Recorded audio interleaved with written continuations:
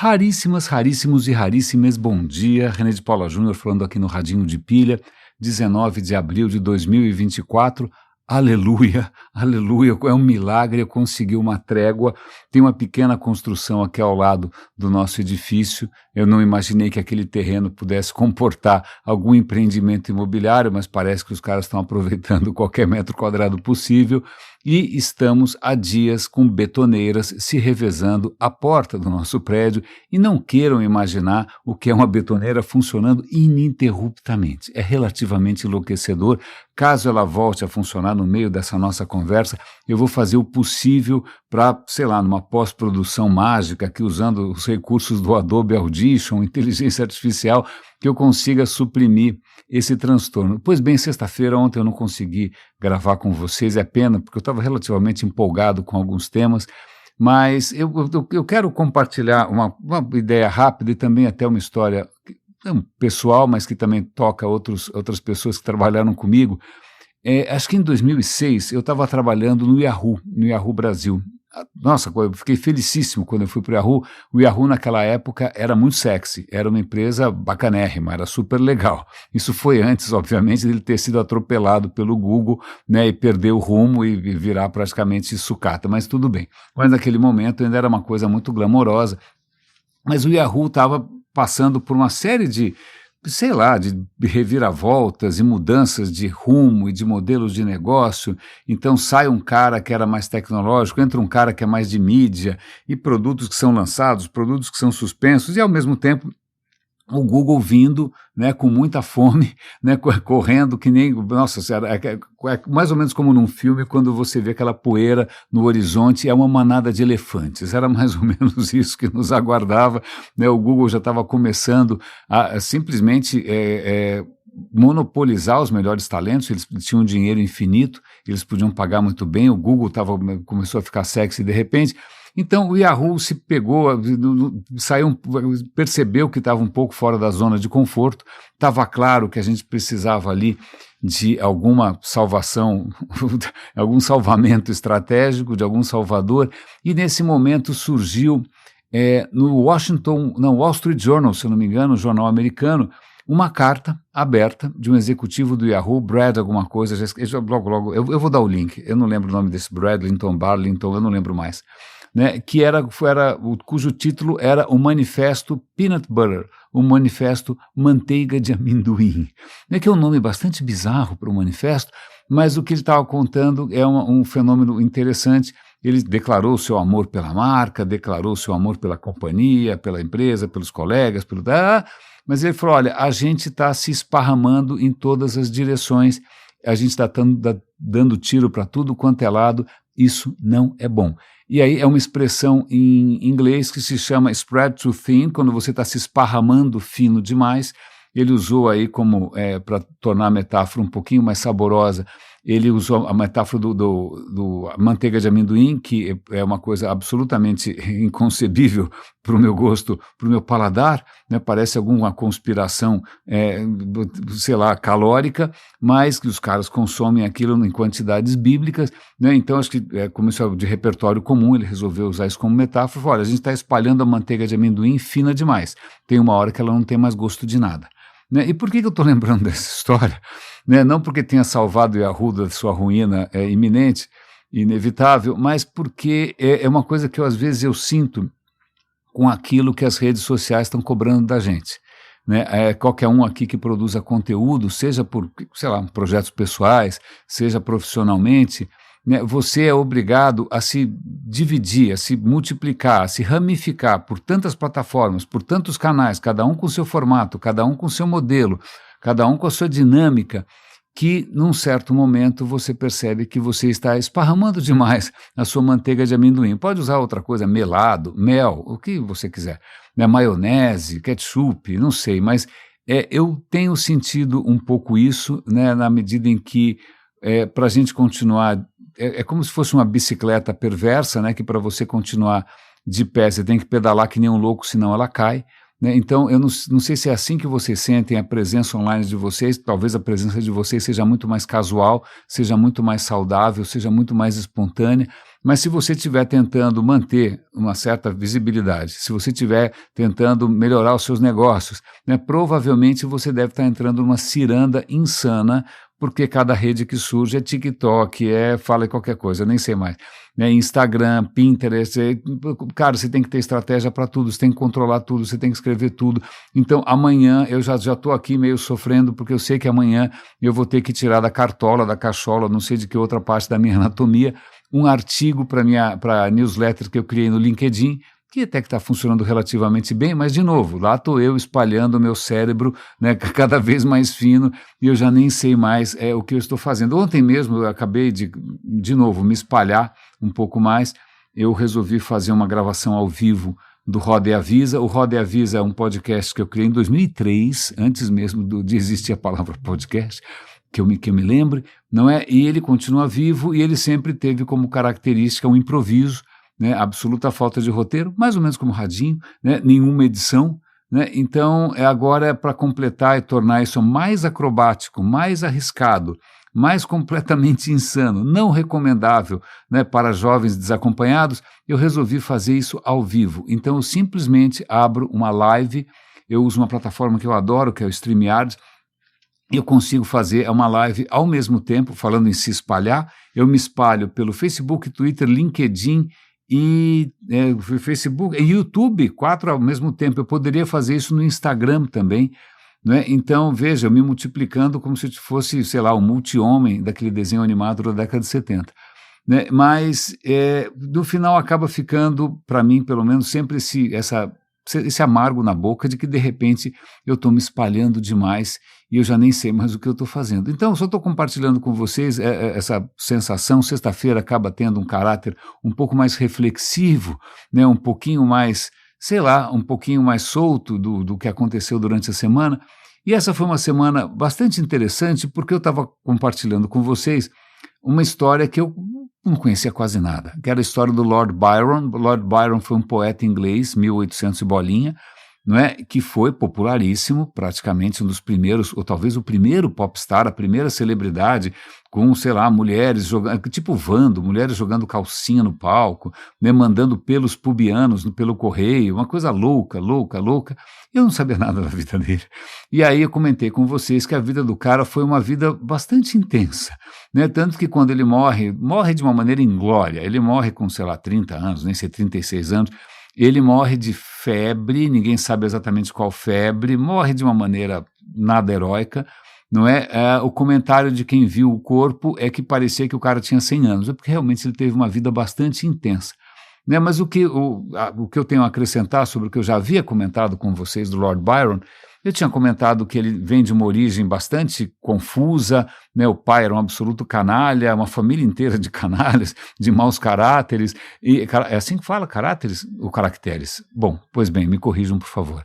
Né? E que aí ele tem uma infância incerta, mas aí sem mais nem menos, aquelas coisas de aristocracia inglesa, morre não sei quem e ele acaba herdando o título de Lorde, e de uma hora para outra o cara é alguém na sociedade, né, com direito a uma carreira política. Mas o que acontece, a vida do Byron acaba enveredando pelo caminho artístico, sobretudo seguindo muitas das suas paixões. Era um homem realmente aventureiro, bastante destemido, bastante, como hei de dizer, bastante exuberante, e desde cedo, né, hoje a gente sabe, na época isso era uma coisa muito mais complicada, o Byron manifesta interesse por homens e sobretudo, o que é a questão mais complicada, por rapazinhos, né, e normalmente rapazinhos de condição social um pouco mais modesta, né, tipo pajens de hotel. Né, contínuos, né, esses rapazinhos que estão ali dando bobeira. O cara era fissurado, tanto que ele se apaixona por um colega de escola, que era bem nascido, claro, mas quando o rapazinho começa a crescer e mudar de voz, aí perdeu a graça, porque o legal mesmo era essa coisa juvenil.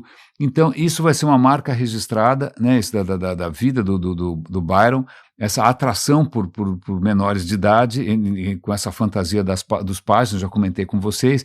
Ele, num certo momento, assim que ele se forma, ele resolve se lançar a uma exploração da Europa, mas, na verdade, ele tem em vista aventuras de natureza sensual, para não dizer sexual, sobretudo em países onde, digamos que sodomia não é crime.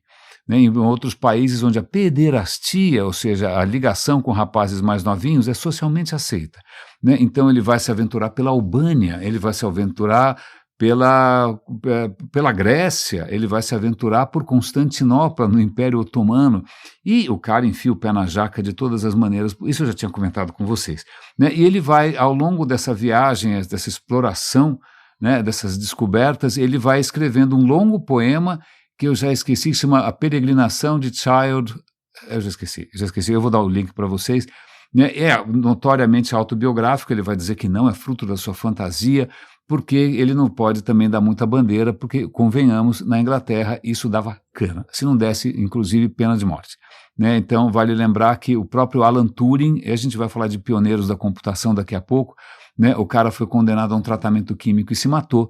Vale lembrar que Oscar Wilde também foi preso por sodomia e a vida dele praticamente se encerra ali, então ele estava correndo um certo risco. Mas até isso eu estou fazendo, parecendo novela quando você resgata os capítulos anteriores, mas o que é interessante, que é bastante perturbador, é que num certo momento ele vai voltar para a Inglaterra, e aí ele é uma celebridade instantânea, de repente ele tem adoração de mulheres, da aristocracia, é convidado para festas, e aí ele pode simplesmente escolher quem ele quiser como parceiro, e curiosamente, que é uma contradição interessante, ele faz muito sucesso entre as mulheres, muitas delas acabam se oferecendo, uma socialite muito mais importante do que ele, muito mais aristocrata do que ele, acaba desenvolvendo uma ligação ali meio perigosa, ela inclusive, ele conta para ela das suas predileções sexuais, ela acaba topando a fantasia, ela mesma se fantasia de pajem,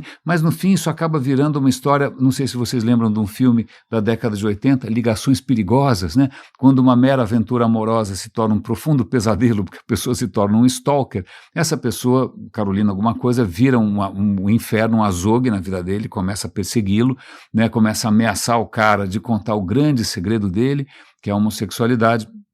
E aí o que acontece, ele está começando a entrar em parafuso com essa história toda, e aí uma dama da sociedade fala, olha, acho que você tinha que tomar jeito na vida e você deveria casar com a minha filha que é uma pessoa religiosíssima, é uma santa, inclusive ela tem muito talento para matemática, ela é muito inteligente, e o cara fala, credo, que tédio, o que eu vou fazer com isso? A mulher mora num lugar meio provinciano, eu não vou fazer isso nem a pau, tal, e aí ele resolve voltar. E aí a coisa começa a ficar um pouquinho mais picante ou mais esquisita do que eu mesmo gostaria. Ele acaba retomando, tomando contato com a sua meia-irmã. O pai dele, que era um absoluto canalha, que tinha dado golpe em um monte de mulheres, né, porque o cara vivia fazendo dívida e tal, ele tinha engravidado uma moça, tinha uma filha, que era meia-irmã, né, do Byron. O Byron encontra a irmã, os dois se apaixonam e passam a ter uma relação incestuosa muito intensa, e essa irmã dele também era meio, digamos assim,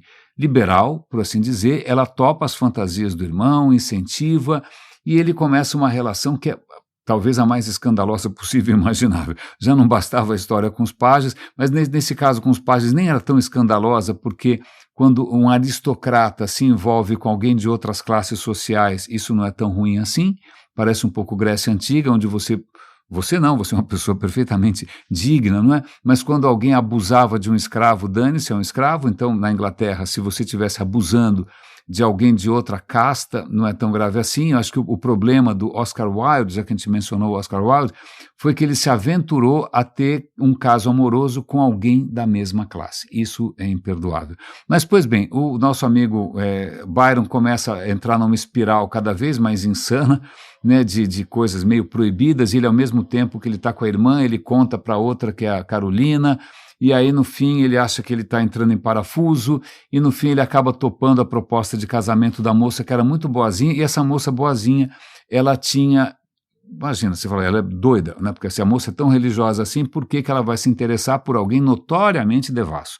né, alguém que tem uma vida bastante, para os padrões da época, sobretudo, questionável, né, mas ela tinha na cabeça que ela tinha vindo a esse planeta para salvar essa alma perdida das garras do demônio, né, então ela tinha um papel de redenção, né, um papel de sei lá do quê, né, de botar o cara na linha, em outras palavras. Ele casa com ela, é um absoluto desastre, ele trata essa moça estupidamente mal, ele acaba propondo e fazendo um ménage à trois entre essa mocinha, que era uma santa coitada, e a irmã, né, uma coisa completamente insana, a coisa sai fora de controle, ameaçam um escândalo, ameaça a dissolução do casamento, ele está cada vez mais, a chapa está esquentando, ele percebe que ele se divorcia da mulher, dessa moça, e ele deixa uma filha, essa moça engravidou.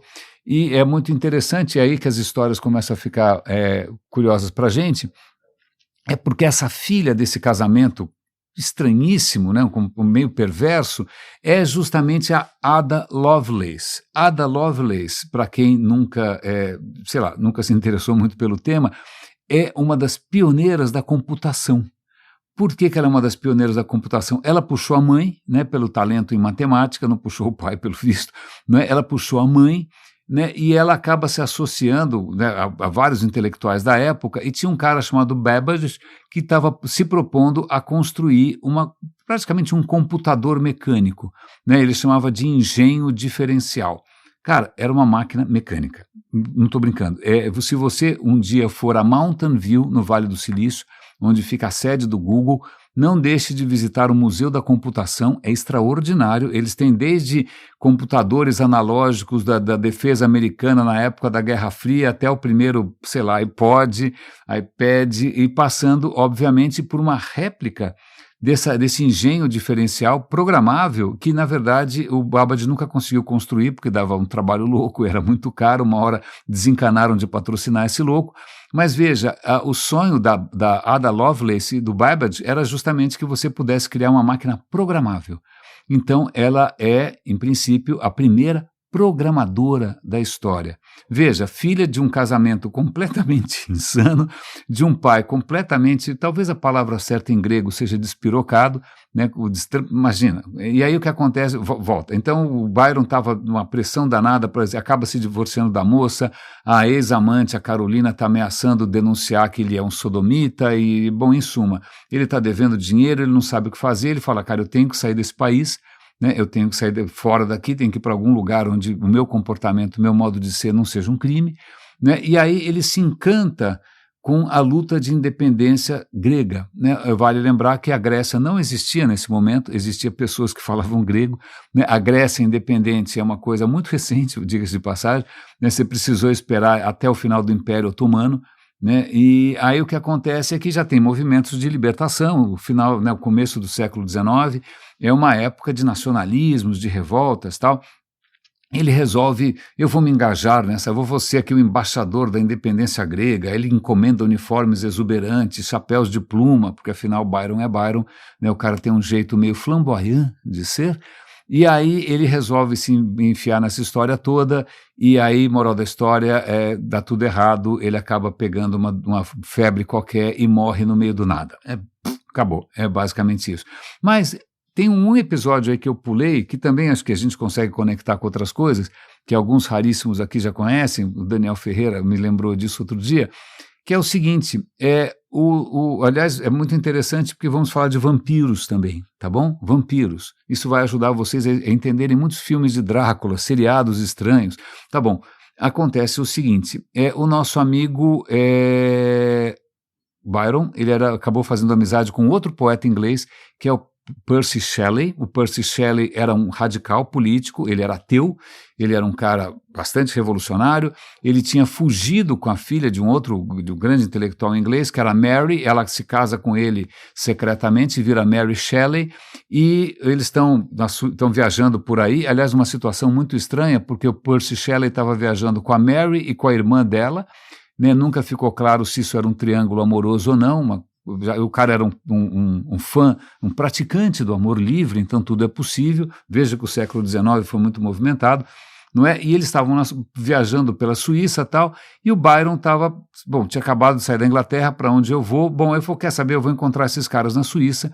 Ele viaja para lá em companhia de um amigo, que é um médico, o médico ele se chama Polidori, né? O Polidori está acompanhando o Byron, e eles vão finalmente encontrar os Shelley, e eles vão, isso, muitos de vocês já conhecem a história, eles vão passar algum tempo numa mansão, né, na Suíça, onde o Percy Shelley está hospedado, e está um tempo absolutamente miserável, né, justamente por conta da erupção de um vulcão. Você tem um longo inverno chuvoso, né, naquela região, veja lá as mudanças climáticas impactando o rumo da literatura, né, e aí eles estão ali numa situação um pouco complicada, porque, na verdade, veja bem, a irmã da Mary Shelley já tinha tido uma aventura com o nosso amigo Byron, e estava grávida do Byron, e o Byron, olha, não tem nada a ver com isso. Bom, moral da história, é tudo muito enrolado, está parecendo alguma novela da Globo, novela das 10, né, com coisas mais picantes. Bom, com todo esse imbróglio de amor livre, né, casos estranhos e assim vai, eles estão numa certa noite bebendo vinho e tal, e o Byron propõe, olha, já que a moda agora são essas histórias alemãs de terror, as histórias que a gente hoje chama de góticas, vamos tentar aqui escrever histórias góticas também.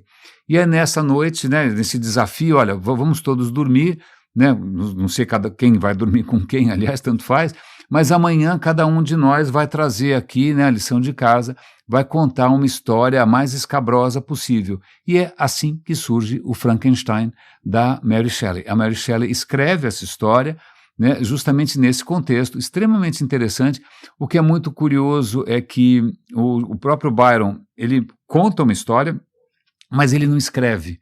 Né, ele escreveu ali o manuscrito, mas depois não levou a sério. Né? O que é muito interessante é que o Byron, depois que ele morre, surge um livro chamado O Vampiro, por Lord Byron. Não, Lord Byron não tinha escrito. O amigo dele, Polidori, meio safadamente, pega a história do Byron, que ele lembrava, tal, e de repente reconta, dá uma enfeitada e assina como se fosse o próprio amigo morto. É lógico, para ganhar um pouco mais de publicidade, ganhar um pouco mais de dinheiro, mas tem uma coisa interessante aqui, porque da onde vem essa história de vampiro? Né? Vamos lembrar que quando o Byron estava fazendo o seu grande turismo sexual pelos países onde a questão da homossexualidade não era necessariamente um crime, ele vai para a Albânia e ele fica muito tempo na Albânia ouvindo histórias de folclore do leste europeu. E essas histórias de vampiro eram histórias, sei lá, lendas locais, e ele ouviu essa história. Só que as histórias originais de vampiros envolviam camponeses, envolviam pessoas simples. Né? O vampiro em si era uma criatura medonha, que nem um lobisomem. Né? Mas o que acontece é que quando Byron resolve se apropriar, né, uma apropriação cultural dessa história dos vampiros do leste europeu, ele imagina, obviamente, sem nenhum toque autobiográfico, onde já se viu, né, que o vampiro, na verdade, era uma criatura sofisticadíssima, sensual, né, muito inteligente, muito bem vestida, glamourosa, irresistível. Não é autobiográfico, claro que não. Tá? E, obviamente, o Polidori escreve justamente nesse tom, né, o vampiro é uma criatura sedutora, é uma criatura praticamente diabólica, de tão sensual, né? E quando a gente pensa nos inúmeros filmes de vampiro que a gente viu, pense em todos os filmes de vampiro em que de repente o cara era um aristocrata, super, né, sofisticado, né, irresistível para as mulheres. Isso, na verdade, vem dessa história que ele ouviu do Byron, porque o vampiro original não tinha nenhum tipo de glamour, não era sexy, né, não usava roupas de seda, não jantava tomando champanhe à luz de velas ou qualquer coisa dessas. Não, era um monstro. Né? Mas olha que interessante, a gente descobriu aqui, né, de uma vez só, de onde vem o Frankenstein, né, vem de justamente um desafio, né, que o Byron lança. A gente descobre também que o vampiro, como a gente conhece, esse vampiro um pouco mais sexy, mais cool, né, mais descolado, também é uma invenção do Byron, obviamente com toques autobiográficos, porque ele também se achava como uma alma perdida, com alguém com maldito, ele se achava um maldito, alguém com parte com demônio, alguém que provoca dor e devastação por onde ele passa, na medida que ele arrebata os corações humanos, não é? E descobrimos também que uma filha de um casamento completamente improvável e infeliz é uma das pioneiras da computação moderna. Ufa, né? Que tour de force. Mas o que mais que eu tenho para comentar com vocês aqui que eu vi essa semana? Eu acho que vale a pena lembrar, eu comecei a ouvir ontem um episódio do In Our Time sobre um período da vida do Napoleão, que é particularmente patético, é quando Napoleão escapa, Napoleão tinha sido exilado, preso, né, vai para uma ilha, ele consegue fugir da ilha, ele resolve que ele vai de novo ser imperador da França, então ele volta para a França, ele consegue encontrar vários napoleonistas, assim como tem bolsonaristas por aí loucos, né, não conseguem ver um homem de farda e tal. Napoleão, acho que era a mesma história, os militares adoravam Napoleão, então ele volta para uma volta triunfante, hashtag só que não, e o fim é absolutamente catastrófico, né? Então essa segunda temporada, né, mais ou menos como a reeleição de alguns presidentes que a gente conhece, acaba sendo um pouco patética tal. Mas por que eu estou lembrando do Napoleão? Não só por causa dessa coincidência, mas porque Byron é contemporâneo de Napoleão.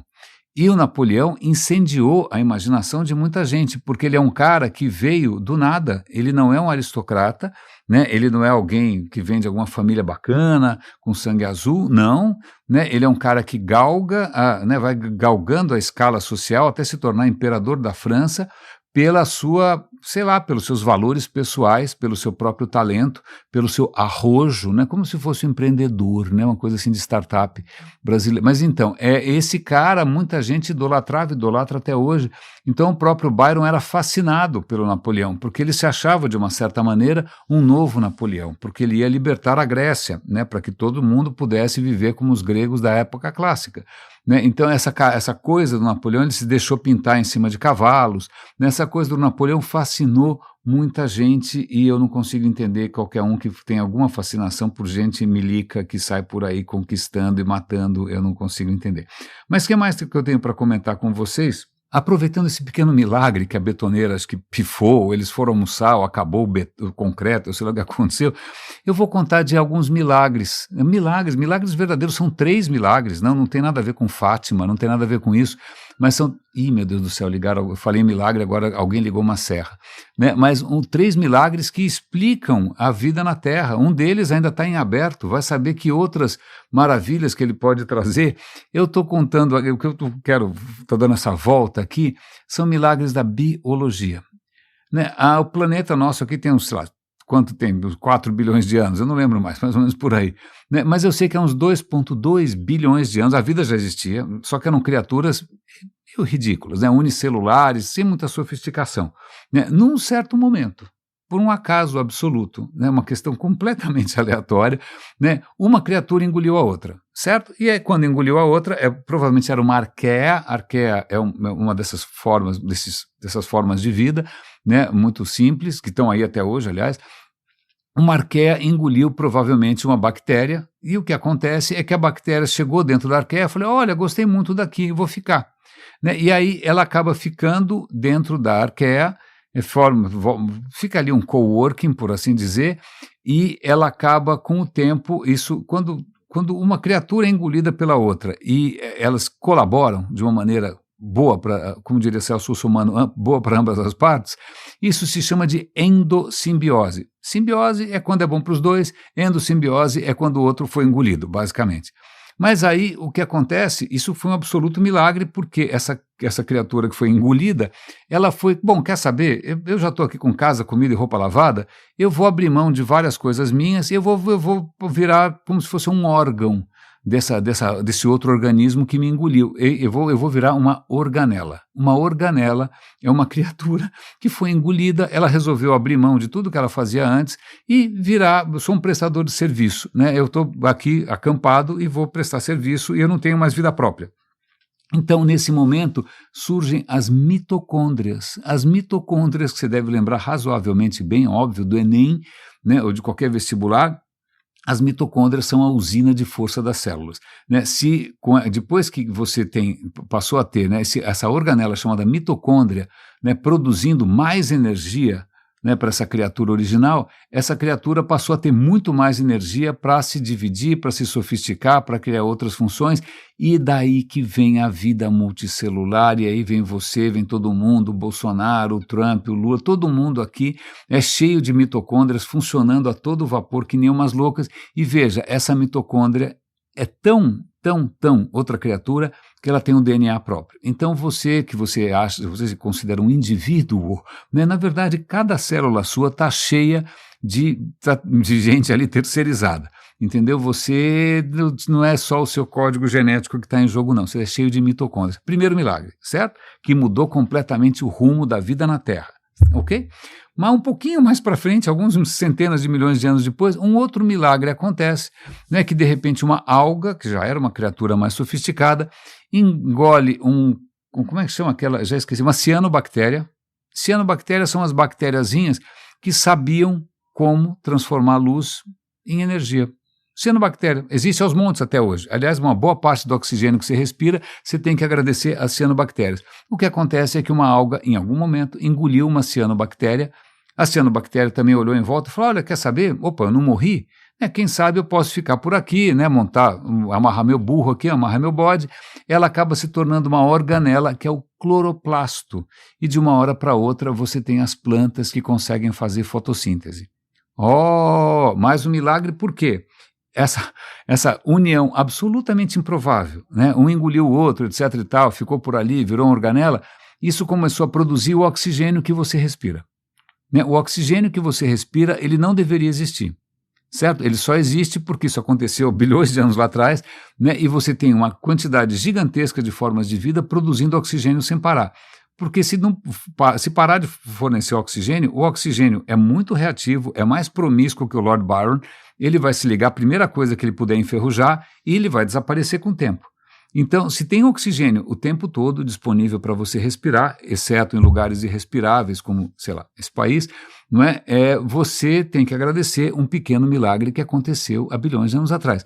E agora cientistas descobriram na Austrália, aliás, a Austrália, que está tendo 75% do seu coral sendo completamente destruído pelo aquecimento global, né? 75% tem a grande barreira de coral, está tudo virando, está esbranquiçando, tem um nome isso que é bleaching, mas eu não lembro como é que é em português, e 50% dos corais do Brasil também. Você certamente não viu isso no jornal brasileiro, eu tive que ler a Reuters para descobrir que isso está acontecendo com os nossos corais.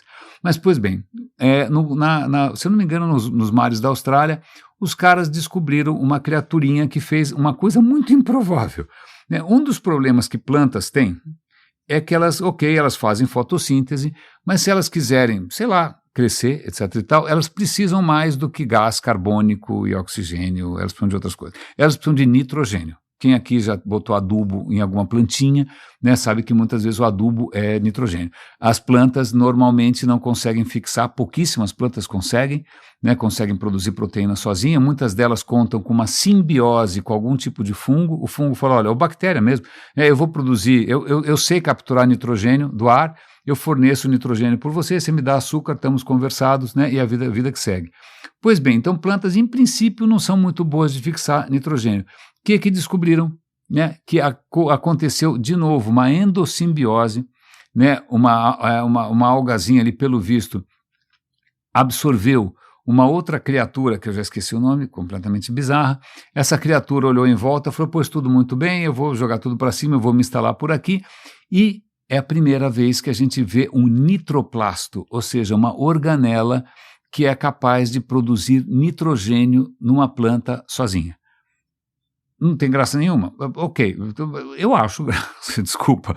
Porque, veja, a vida nesse planeta, ela é fruto de acasos completamente imponderáveis, né, muito improváveis, mas não impossíveis. Vale lembrar que o Sol, que, né, nos ilumina todo santo dia, né, as reações de fusão que estão acontecendo lá dentro, elas também são bastante improváveis.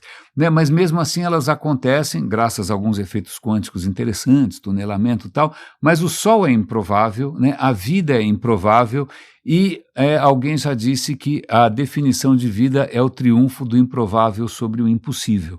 Né, com essa colocação final, e aí vale lembrar que quem foi que disse isso? Foi o Stephen Hawking? Algum desses cientistas falou recentemente que esse deveria ser o século da biologia, né, porque se tem algum terreno em que a gente tem que analisar com mais cuidado, que a gente tem que aprender mais para descobrir como a natureza, né, chegou onde chegou, como ela vai para onde ela não sabe onde ela vai, né, é a hora de descobrir a complexidade da vida, e a complexidade da vida dá um banho em tudo que a gente sabe sobre fazer funcionar carrinhos e motores diesel e betoneiras inclusive. Raríssimas, raríssimos e raríssimes, muito obrigado pela companhia. Essa foi uma semana especialmente tumultuada para nós aqui, né, mas estamos conseguindo atravessar sem problema. Agradeço aos sobreviventes, né, só temos hoje mais ou menos 14 super raríssimas contribuindo aqui com o Radinho, mas aliás, acho que tem um comentário aqui que toda vez que eu publico um episódio do Radinho, imediatamente eu recebo a receber engajamentos muito entusiásticos, né? Gente repostando, comentando. Quando eu vou ver, não é gente, são robôs, né? E eu nunca entendi por que esses robôs estão querendo me vender followers. E aí eu vou compartilhar com vocês o link para um vídeo muito perturbador. Imagine um galpão gigantesco, como se fosse um estádio, uma quadra de basquete, alguma coisa assim, com uma infinidade de tripés, em cada tripé um celular. Aí você fala, bom, alguém pediu alguma coisa idiota para o ChatGPT. Não, em cada tripé desses, em cada celular desses, está acontecendo uma sessão de streaming. Cada celular desses está ouvindo alguma coisa por streaming. Por quê? É alguma obra de arte moderna? Não, na verdade são fazendas de streaming fantasmas. Então vamos imaginar que você, a sua música, o seu podcast não tenha tido muito sucesso.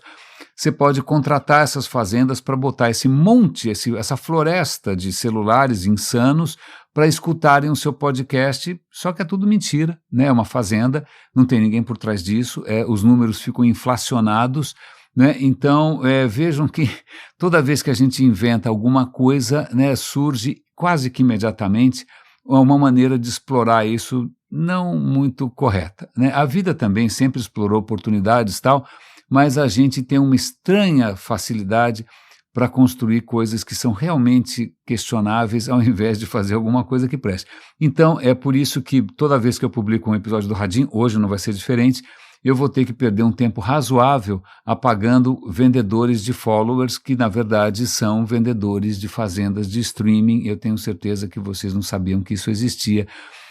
E, com isso, cuidem-se, por favor. Um grande abraço e até segunda-feira.